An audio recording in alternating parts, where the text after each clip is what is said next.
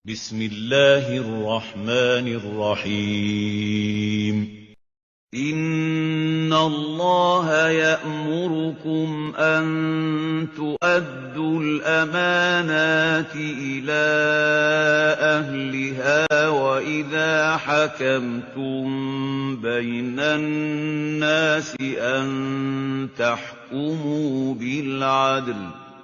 Inna Allah ni'imma ya'idukum bih. Inna Allah kana sami'an basira.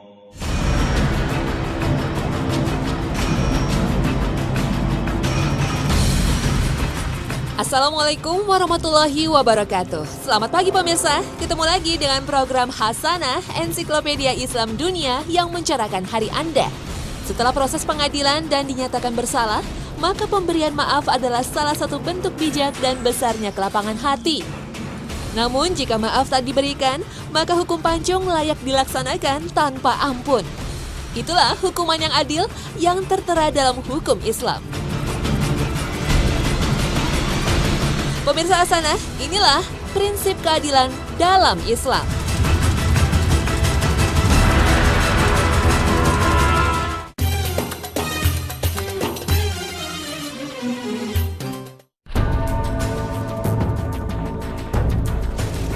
Adil, menurut tata bahasa dapat diartikan sama berat. Sedangkan dalam konsep syariat, adil adalah wat'u syaihi fi maudhi'ihi, menempatkan sesuatu pada tempatnya. Kata adil akan selalu dikaitkan dengan sebuah tindakan untuk memecahkan sebuah pelanggaran atau perselisihan yang dilakukan tanpa adanya keberpihakan terhadap salah satu pihak. Berlaku adil sejatinya adalah salah satu pilar dalam menegakkan kebenaran, serta merupakan salah satu bentuk ketakwaan dari seorang hamba kepada Tuhannya. Seperti yang tersari dalam surat Al-Maidah ayat ke-8.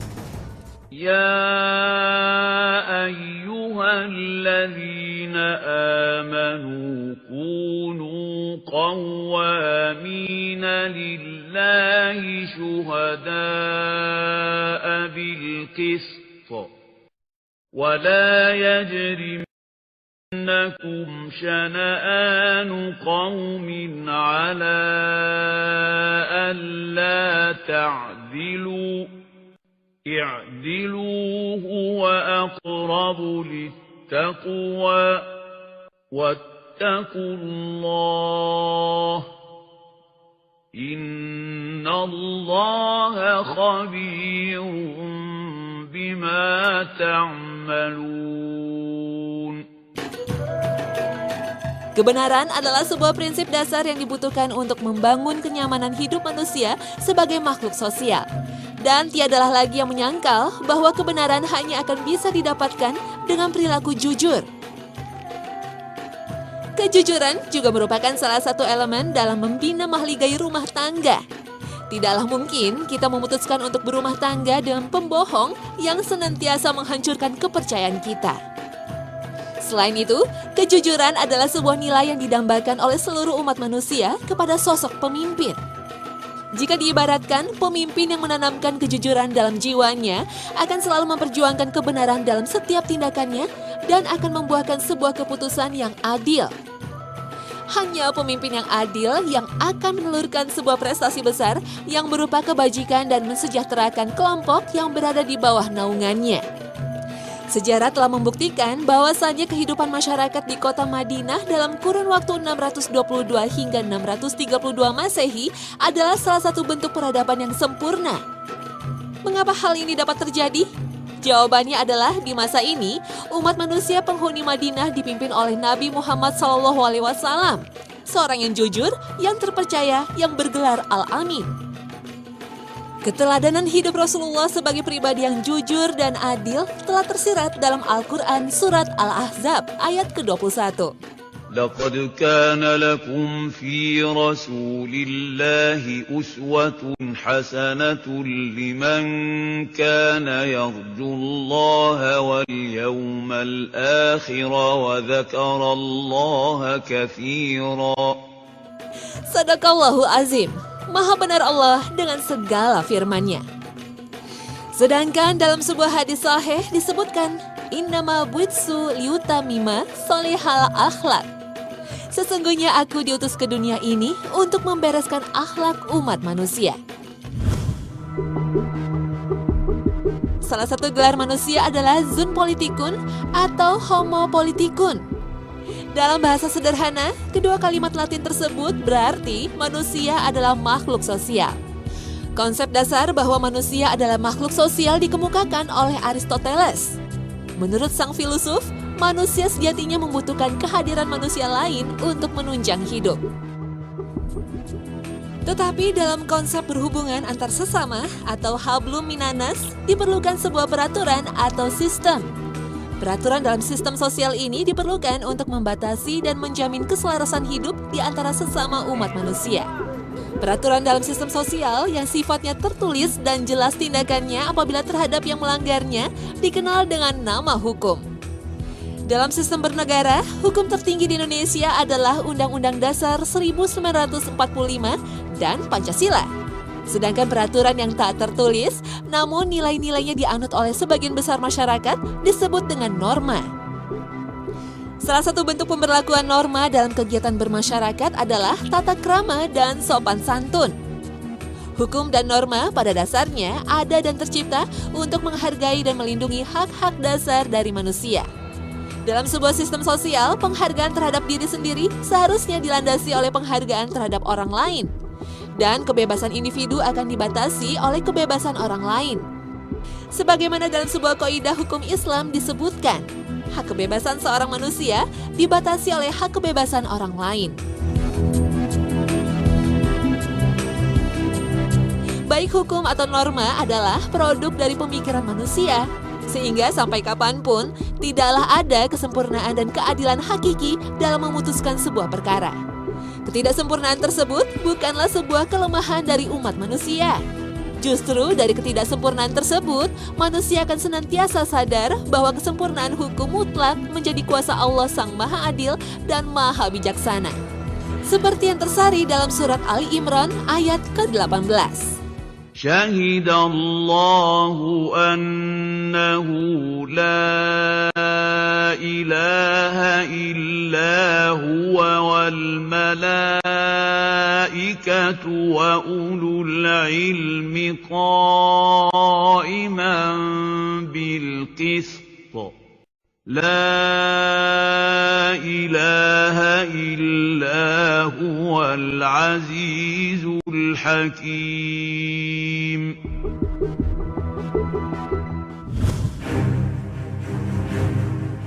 Hakim adalah salah satu profesi penting yang hampir ada di semua negara. Kehadiran hakim berdasar atas kebutuhan untuk menjadi pemutus perkara dan sengketa. Hakim sejatinya memiliki posisi yang mulia. Ketokan palu hakimlah yang akan menentukan hukuman yang pantas diterima oleh pihak yang bersalah. Hakim jika dikaji dalam bahasa Arab maka akan berarti bijaksana. Sehingga bisa diartikan dalam menjalankan profesinya, hakim tak hanya dituntut memutuskan perkara dengan adil, namun juga bijaksana. Dalam sabdanya, Rasulullah SAW mengkategorikan hakim dalam 3 kelompok, berdasarkan pengetahuan dan keputusan yang dibuatnya. Kelompok pertama adalah hakim yang berpengetahuan dan adil dalam memutuskan perkara. Seorang hakim yang berilmu sehingga adil dalam memutuskan perkara akan mendapatkan ganjaran surga di akhirat nanti. Sedangkan kelompok kedua adalah hakim yang berpengetahuan tetapi zalim dalam membuat keputusan. Sedangkan kelompok yang ketiga adalah hakim yang bodoh sehingga membuatnya zalim dalam perkara. Dan dalam sabdanya, kedua kelompok hakim ini akan masuk neraka. Nauzubillah min zalik. Sehingga jelaslah sudah, hakim sejatinya bukan hanya sebuah profesi duniawi, namun juga memiliki dampak terhadap kehidupan di hari akhir kelak. Hal ini telah ditegaskan dalam hadis yang diriwayatkan oleh Abu Naim dan Ad-Dailami. Lidah seorang hakim berada di antara 2 bara api, sehingga dia menuju surga atau neraka.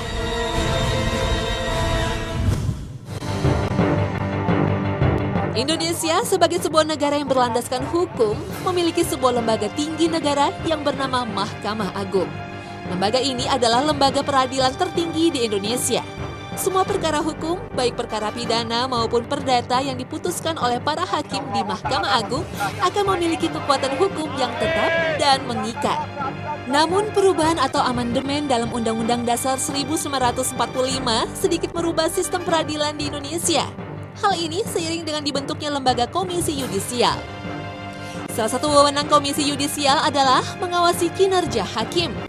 Fungsi lain dari komisi ini adalah mengusulkan nama yang pantas untuk menduduki jabatan sebagai hakim agung.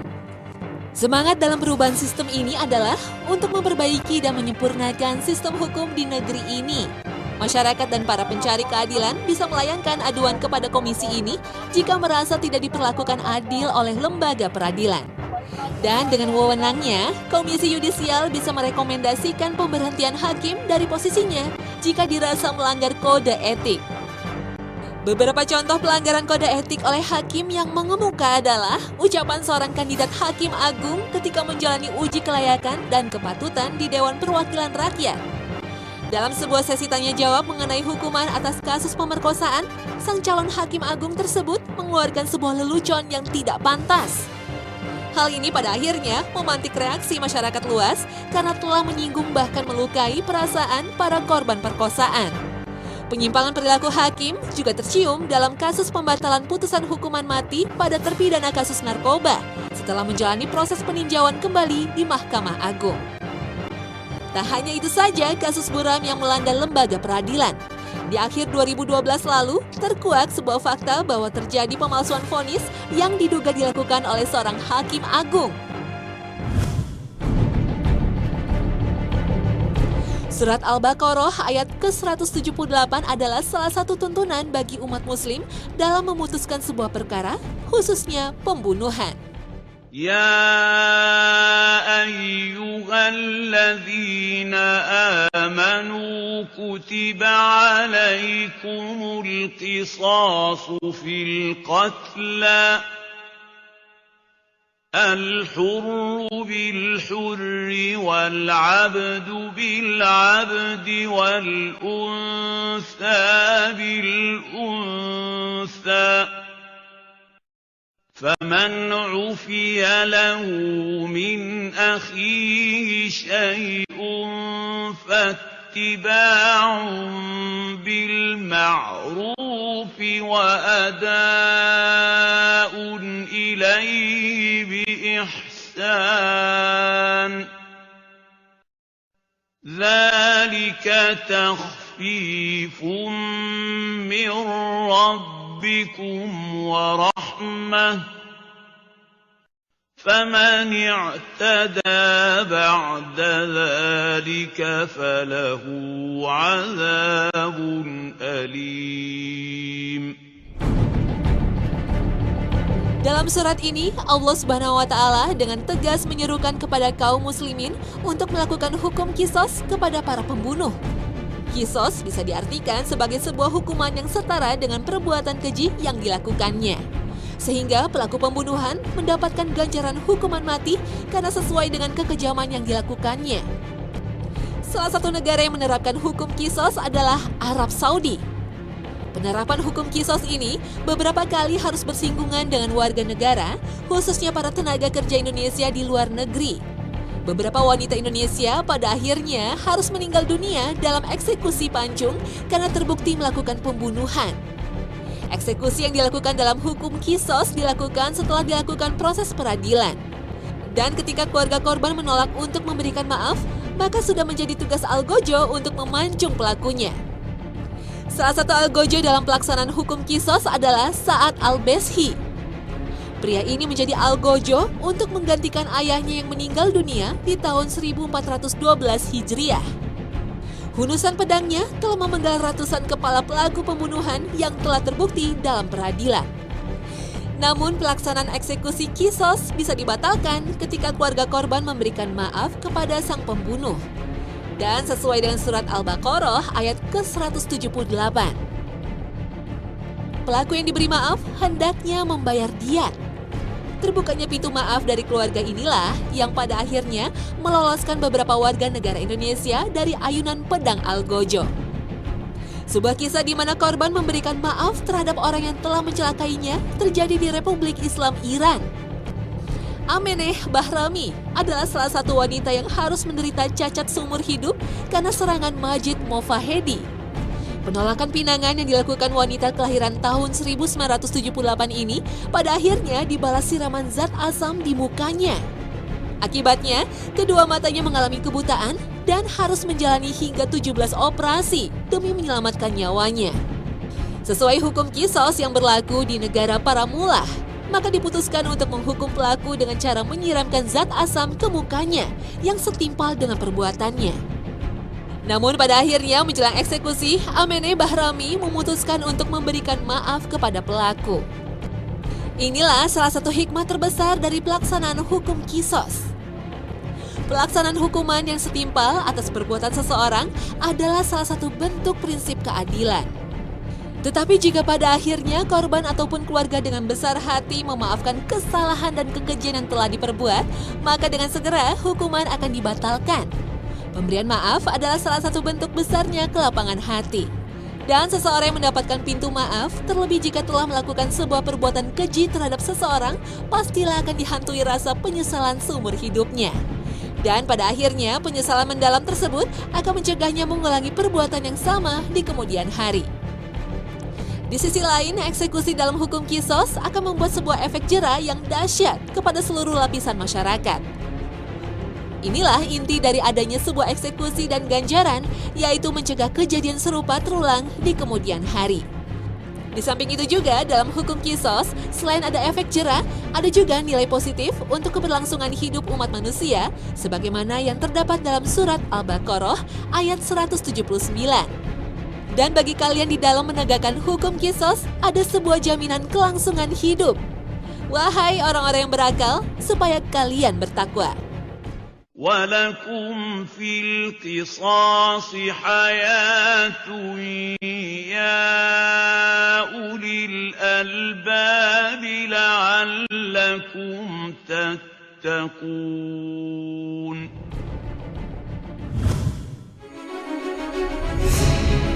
Hukum ta'ziri adalah sebuah hukum dalam Islam yang mengatur sebuah perkara yang tidak tercantum langsung di dalam Al-Quran dan Al-Hadis. Salah satu contoh perkara yang masuk ke dalam ranah hukum ta'ziri adalah tindak pidana korupsi. Korupsi pada dasarnya merupakan sebuah perbuatan yang telah terbukti berakibat buruk dan menghilangkan azas keadilan dalam sendi-sendi kehidupan bermasyarakat. Korupsi akan menghilangkan kesempatan ribuan, bahkan jutaan hak anak bangsa untuk mendapatkan kesejahteraan. Dan dampak buruk korupsi adalah semakin nyata seiring dengan semakin besarnya wewenang dan kekuasaan yang dimiliki oleh pelakunya. Korupsi yang dilakukan oleh para penyelenggara negara hingga nilainya mencapai ratusan miliar rupiah akan menyebabkan terpotongnya anggaran untuk membangun berbagai sarana publik seperti sekolah, jalan, jembatan, dan rumah sakit. Jamak diketahui bahwa di berbagai penjuru negeri masih banyak status daerah yang tertinggal dan di bawah garis kemiskinan. Kesempatan untuk memperbaiki kesejahteraan mereka pada akhirnya harus tertunda bahkan hilang karena tak adanya kucuran dana karena dihisap oleh para koruptor. Tidaklah mengherankan jika pada akhirnya korupsi miliaran bahkan triliunan rupiah akan selalu melibatkan para penguasa. Besarnya kerusakan yang ditimbulkan oleh korupsi pada akhirnya mendorong para ulama yang tergabung dalam Nahdlatul Ulama menyerukan agar dilaksanakan hukuman mati bagi para koruptor. Hukuman mati dipandang perlu dilaksanakan untuk memberikan sebuah efek jera sekaligus mengobati kekecewaan khalayak atas ringannya vonis yang diterima oleh para koruptor.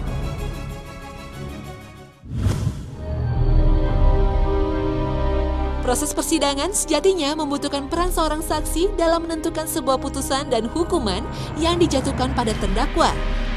Perkataan para saksi adalah salah satu landasan bagi para hakim untuk memutuskan sebuah perkara. Saksi akan menguatkan atau melemahkan sebuah tuduhan yang diarahkan pada terdakwa, sehingga kesaksian seseorang dapat merubah arah keadilan dalam proses persidangan. Dan apabila seorang muslim harus bersaksi dalam persidangan, maka sudahlah jelas bahwasannya ia harus berkata jujur sesuai dengan apa yang ia lihat, ia dengar, dan ia ketahui. Al-Quran telah menjelaskan pentingnya berkata jujur ketika bersaksi dalam persidangan. Hal ini telah tersirat dalam surat An-Nisa ayat ke-135.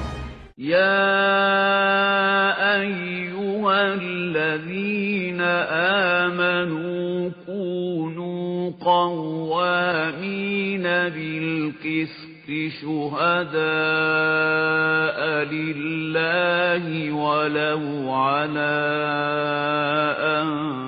أنفسكم أو الوالدين والأقربين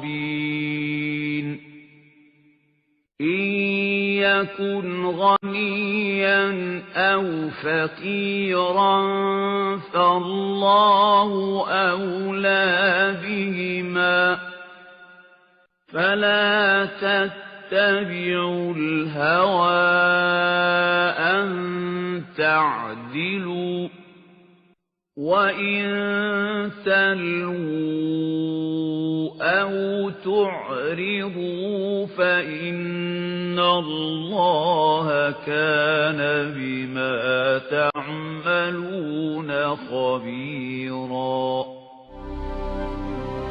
Dalam sebuah sabdanya, Rasulullah menjelaskan bahwa salah satu dosa paling besar ialah kesaksian palsu.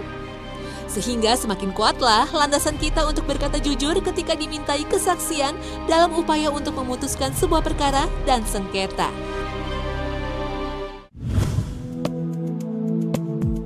Provinsi Aceh yang terletak di ujung barat Pulau Sumatera adalah salah satu provinsi yang menerapkan sebagian besar syariat Islam sebagai peraturan perundang-undangan. Perundang-undangan lokal yang bernafaskan Islam tersebut dikenal dengan nama Kanun. Kanun adalah peraturan yang berlaku untuk seluruh muslim yang bermukim di wilayah Aceh dan mengatur tentang ibadah, hukum keluarga, perdata, pidana, peradilan, sistem pendidikan, dakwah, syiar, dan pembelaan Islam. Gubernur beserta bupati dan wali kota mempunyai kewenangan untuk mengesahkan kanun dan memiliki aparat untuk menegakkannya, serta menindak penduduk Aceh yang melanggarnya. Aparat tersebut berada di bawah koordinasi Satuan Pamong Praja dan dikenal dengan nama Polisi Wilayatul Hisbah. Pelanggaran tersebut akan diproses oleh Mahkamah Syariah yang merupakan sebuah lembaga peradilan yang berada di bawah Mahkamah Agung. Penerapan syariat Islam di dalam provinsi dan kabupaten serta kota di Aceh tetap memperhatikan hak kaum non-muslim. Oleh karenanya, jika seorang non-muslim melakukan perbuatan melanggar hukum jinayah atau hukum pidana, ia dapat memilih diadili dengan perundangan umum dan Kitab Undang-Undang Hukum Pidana KUHP atau secara sukarela diadili sesuai dengan kanun. Belakangan ini, sebuah rancangan kanun yang mengatur sikap seorang wanita dalam mengendarai kendaraan bermotor memantik reaksi yang beragam dari berbagai lapisan masyarakat. Perbedaan ini, jika disikapi secara mendasar, terletak pada aspek legalisasi sebuah norma menjadi sebuah produk hukum formal.